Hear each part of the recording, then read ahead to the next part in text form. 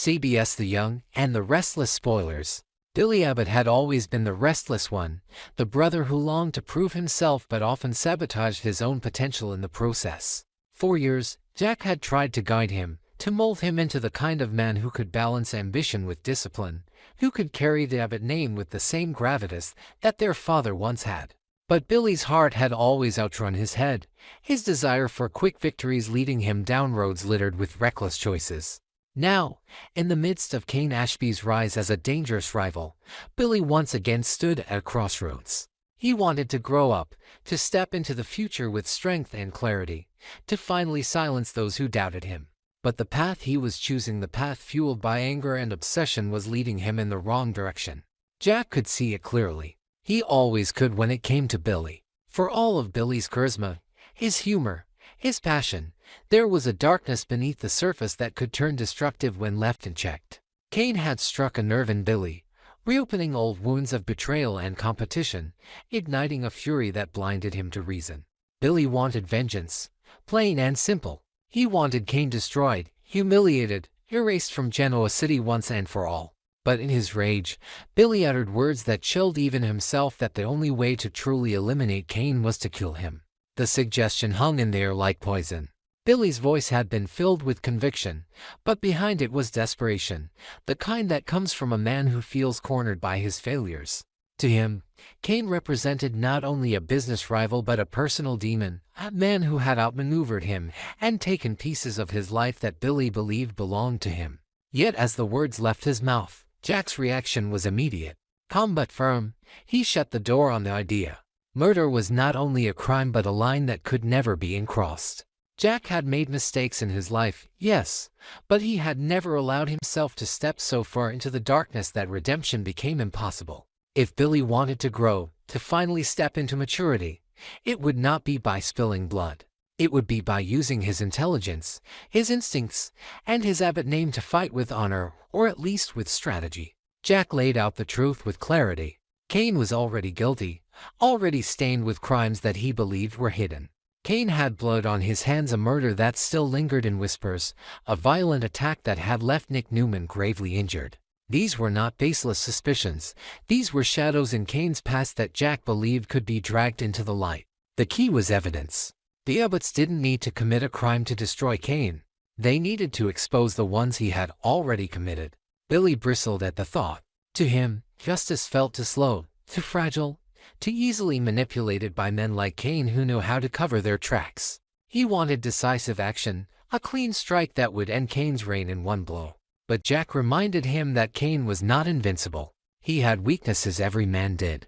The arrogance that made him dangerous also made him sloppy. He thought he could play both sides, pretending at times to align himself with the Abbotts, other times dangling loyalty in front of Victor Newman. But in truth, Kane was loyal to no one but himself. That kind of duplicity left cracks in even the strongest facade, and Jack intended to find them. For Jack, the strategy was simple in theory but treacherous in execution. Uncover proof of Kane's crimes, build a case so airtight that even Victor Newman couldn't protect him, and expose him in such a way that both his corporate ambitions and his personal life would collapse. Jack believed that with the right investigation, the right leverage, Kane could be cornered and dismantled. Billy, however, saw the risk. Kane was cunning, resourceful, and willing to get his hands dirty. He had already proven himself capable of violence. To go after him meant placing themselves in Kane's line of fire, and that was a danger Billy was almost too eager to embrace. The tension between the Abbott brothers simmered as they debated their next move. Billy wanted revenge, immediate and visceral. Jack wanted justice, calculated and final. Both agreed that Kane could not be allowed to keep rising, that his threats to their family and to Genoa City had to be stopped. But their methods diverged sharply, and that divide threatened to tear them apart. If Billy acted recklessly, if he pursued his darker impulses, he could not only ruin their plan but destroy himself in the process. Jack, ever the protector, knew he had to keep Billy on a leash, even as he recognized that his brother's fire could also be their greatest weapon if channeled correctly. Meanwhile, Kane himself remained oblivious to the storm gathering against him. He fancied himself untouchable, believing that by refusing to pledge loyalty to either the Abbotts or the Newmans, he could carve out his own empire. In truth, his duplicity was isolating him, leaving him without true allies. He thought independence made him powerful, but in Genoa City, power came from alliances however fragile, and Kane had none. Still, his confidence was dangerous. He walked through the city with the swagger of a man who thought he had outsmarted everyone, unaware that his past crimes were catching up to him. The coming confrontation promised to be a battle not just of corporations but of ideologies, of morality versus corruption, of family loyalty versus selfish ambition. Billy and Jack, despite their differences, shared one unshakable bond: the Abbott name, the legacy they both carried. Together, if they could align, they had the chance to bring Kane to his knees. But the risk was high. If they failed, Kane would not hesitate to strike back, and his strikes were deadly. For Billy, the temptation of violence lingered. For Jack, the path of evidence and exposure demanded patience. And for Kane, the illusion of control was already slipping, though he could not see it yet. The question was not whether the collision would come, it was how bloody, how destructive, and how final it would be. Billy Abbott had always trusted his instincts, even when they led him into dark places, and this time his gut told him that Amanda Sinclair was the key to everything.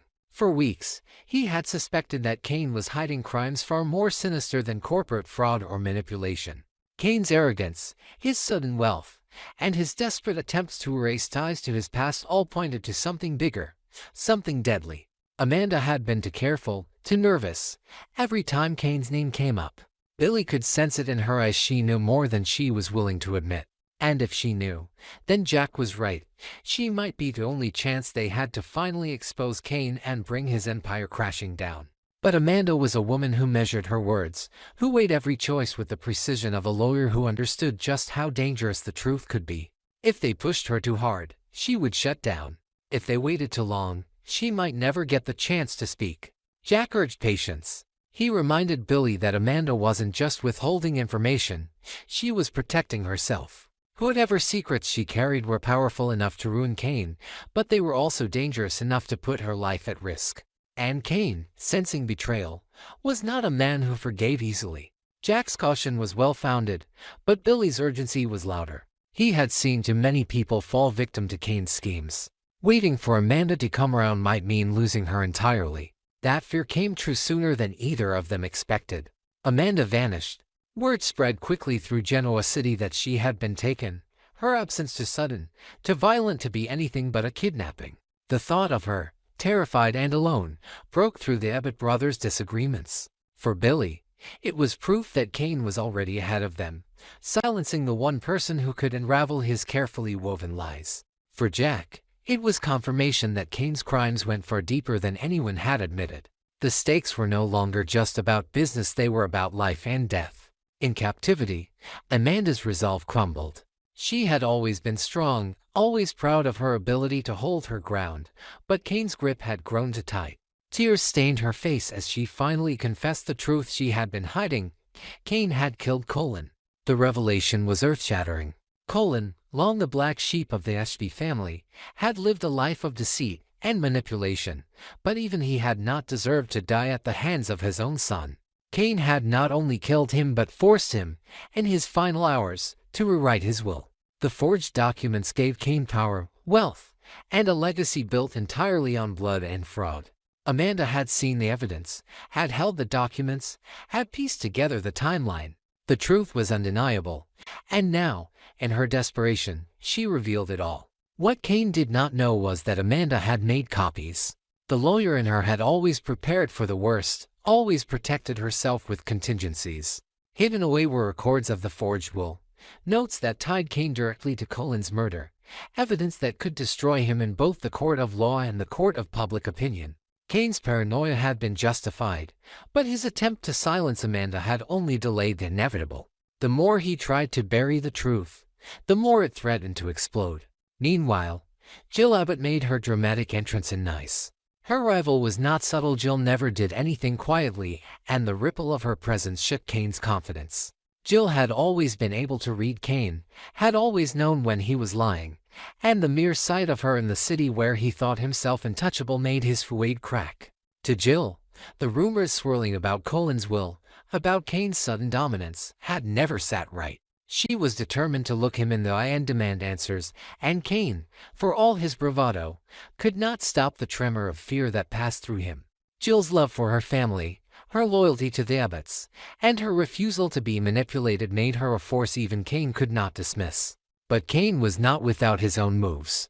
In his desperation, he forced Amanda out of Nice, exiling her with the threat that if she ever returned, her life would be forfeit. To Kane, distance equaled safety. As long as Amanda was gone, the truth could remain buried. But paranoia was already eating away at him. He knew that Amanda's silence was not guaranteed, that even from afar, she could find ways to reveal his crimes. Every shadow became an enemy, every whisper a threat. Kane's empire, built on lies and forged documents, was beginning to tremble under the weight of the truth he could not control. Back in Genoa City, Billy and Jack prepared for war. Amanda's confession, her evidence, and Jill's suspicions gave them leverage, but they knew Kane would not go down quietly. He had killed before, he would kill again if it meant protecting his empire. The Abbotts had to tread carefully, but they also had to move quickly. Jack's plan was clear: gather the documents, secure Amanda's safety, and take the evidence straight to the authorities. Kane could not escape justice if the truth was laid bare for the world to see. Billy, however, still wrestled with his darker impulses. The knowledge that Kane had killed his own father, had framed an entire legacy around murder, only fueled Billy's desire to take matters into his own hands. For him, the line between justice and vengeance blurred with every new revelation. The story now sat on a knife's edge. Amanda, shaken but alive, carried the evidence that could topple Kane. Jill, with her return, had struck fear into the man who believed himself untouchable. Billy and Jack, united by purpose but divided by method, prepared to make their move. And Kane, cornered and unraveling, clung to his lies with the desperation of a man who knew his empire was collapsing. The question was not whether the truth would come out, it was how many lives would be destroyed when it did.